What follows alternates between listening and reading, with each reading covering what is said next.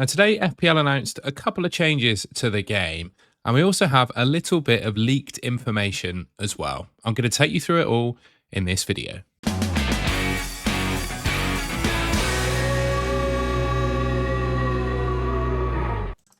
Right, I just want to say quickly, if you haven't already, I'd really appreciate it if you could subscribe to the Golden Goal channel. We're going to be making plenty of FPL content this pre-season, so stick around, subscribe down below. First up then, this isn't really a change, but it's something they have announced today. The 26-27 chips are no different from last season. We get wildcard, triple captain, free hit, bench boost twice, and they reset. You have to use them before the game week 19 deadline, which you can see at the moment is 13:30 on Saturday, the 2nd of January. So you basically got the whole of, the game weeks within 2026 essentially to use the chips. I'm not going to go through what each of the chips do in this video. I imagine if you're watching this video, you already know. I will make a how to play video when the game officially launches, just in case there are some changes. But there are no changes. The same chips as last season. And also, there's no AFCON this year, right? So there's none of those AFCON extra transfers. We don't get those this season. It's just 2 sets of all of those chips. And to be honest, I don't mind it. I think it worked quite well last season. It's there, really to keep people engaged with the game or keep the casual player a bit more engaged with the game. It's just unfortunate that last season, my first round of chips just did not work out for me at all. I mentioned a little bit of leaked information in my intro, didn't I? And here's what we've got. So this is an image that was tweeted by Fantasy Premier League and then very quickly deleted. But the eagle-eyed amongst the community managed to screenshot it in time. They essentially released some position changes. We can see here there are a few players that don't really matter all that much, like Lewis Skelly becoming a midfielder, Dorgu becoming a midfielder, but one of particular interest to me, because I've already made a video talking about him as a potential sort of essential player in the game, depending on how FPL price him. But it looks like Krupi Jr. is going to be a midfielder for Bournemouth this season, and with Marmoush moving to be a forward. Krupi Jr. as a midfielder, that's quite an interesting prospect, I think. I think he's going to be priced pretty reasonably, somewhere I'd imagine 6 to 7 million, something like that. That has the potential, I think, to be he has the potential, I should say, to be a really good pick. Now, a couple of changes that have been announced then. We're going to play, actually, I've got a very short video that they tweeted, which I'm going to play. FPL match days will never be the same again. Introducing real-time updates. In 2026-27, you won't just see goals, assists, and clean sheet points updating while the matches are live. You'll also see bonus points accumulated in real time. You'll be able to view your overall score updating live, with bonus points appearing from the 20th minute of the matches onwards. Not only that, your mini leagues and overall rank will update while the matches are being played, so you can track how every action impacts you and your rivals. Simply click on the mini league you want to view and watch yourself climb the leagues live. Well, there you go. I think that's something that has been missing from the game for a while, hasn't it?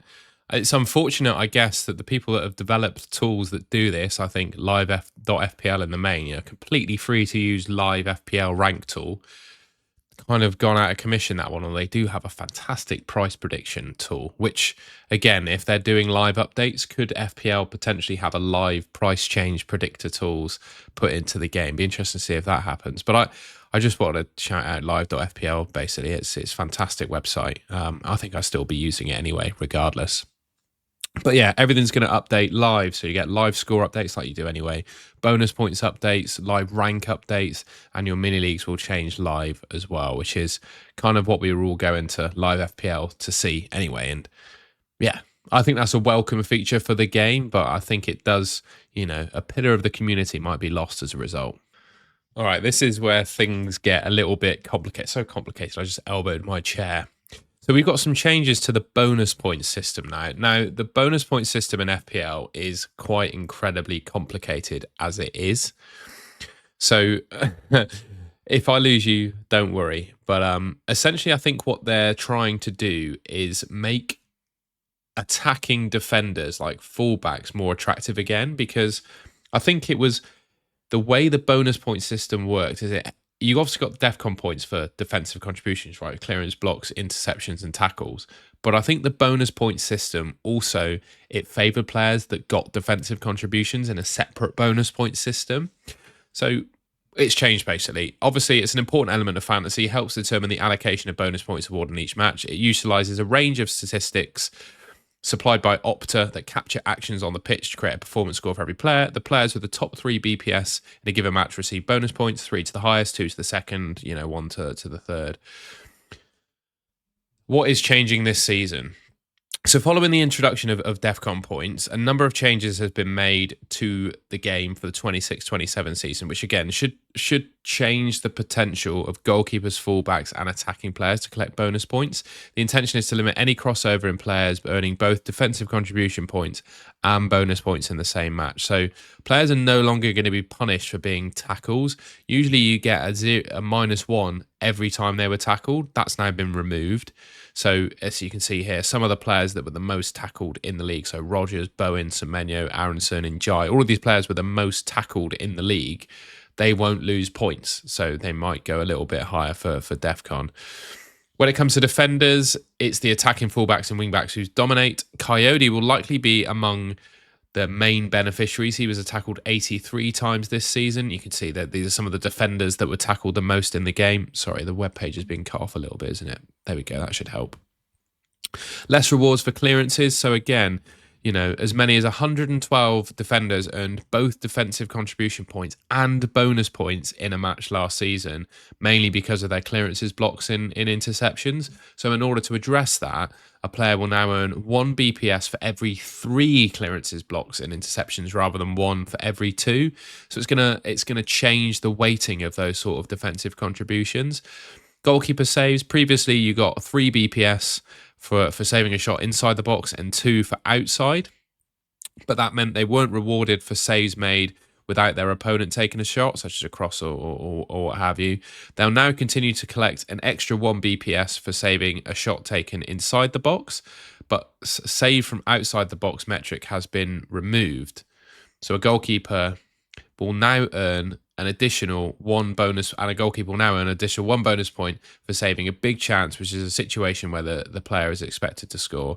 That means a further tweak has been needed because a penalty is regarded as a big chance.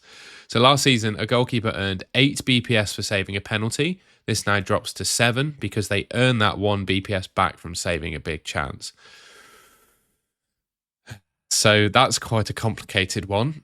But you can see here, keepers that save the most big chances made the most penalty saves there. So a couple of reforms there to the bonus point system, again, to favour attackers, attacking fullbacks, and goalkeepers. Hopefully you could follow along with what I was saying about goalkeepers, because I must admit it nearly lost me. But it's obviously a very complicated system, but hopefully these reforms are welcome. And also, just going very quickly back to the bonus point system, there's a later lockdown as well. So previously, it's been a little bit unclear as to the last point in time at which players' points total can change.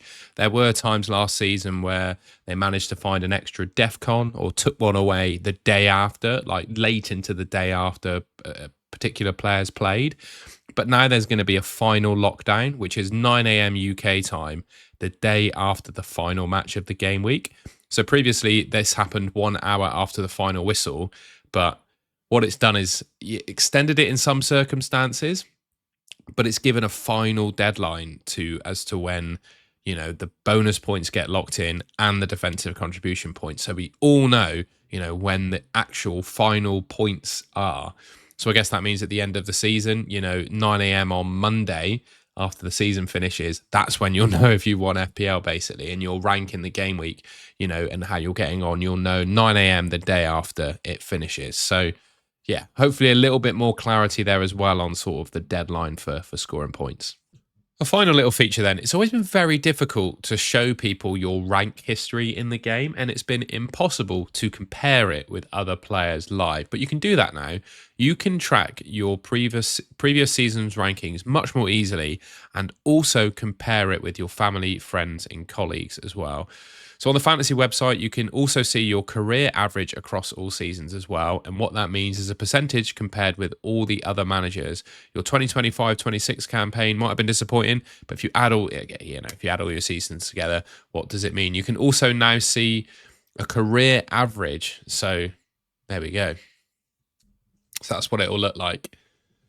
So you get your previous season's ranks, points, rank, and then your percentage finish, basically, which is, I think, the percentage that you finish is something that everyone's really interested in. And it also says, see your FPL career history. So I'm going to click that and I'll openly share what mine is. So you click on points, apparently, and then you get game week history. And then scroll down, and there we go. So those are my finishes. So I've been doing YouTube for, 3.5 seasons, I would say. The 22-23 season, I was prioritizing Sky Sports Fantasy Football, and I started making a few FPL videos towards the end, and you can see there 23, 24, 25, 26, and those are my ranks, and you get points, rank, finish. Yeah, and you can compare it against your friends. All right, I hope I've done my best to go through all the changes and explain them. But yeah, I'm just keeping the content going before the game launches. And that's obviously the big question now. When does the game launch? I have a feeling it will be... It's either going to be like Wednesday... it will fall between Wednesday or Friday, I think. My gut feel at the moment... They'll probably do a few price reveals tomorrow, maybe a little bit more news tomorrow and some price reveals on Wednesday. And then the game is going to launch Thursday or Friday. That's my personal gut feeling, but I don't have any information on this. Looks like some other YouTubers, though, they're getting a little bit of info early, so they might have their sources. Hopefully I can get those in the coming months. But yeah, if you enjoyed the video, do leave me a like, rate, and subscribe to the Golden Goal channel. Let me know in the comments what you make of the rule changes. Hopefully I did my best to explain the bonus points one. They were confusing even for me, someone who's been playing FPL for quite a while. Anyway, I'll see you in the next one. Thank you for watching.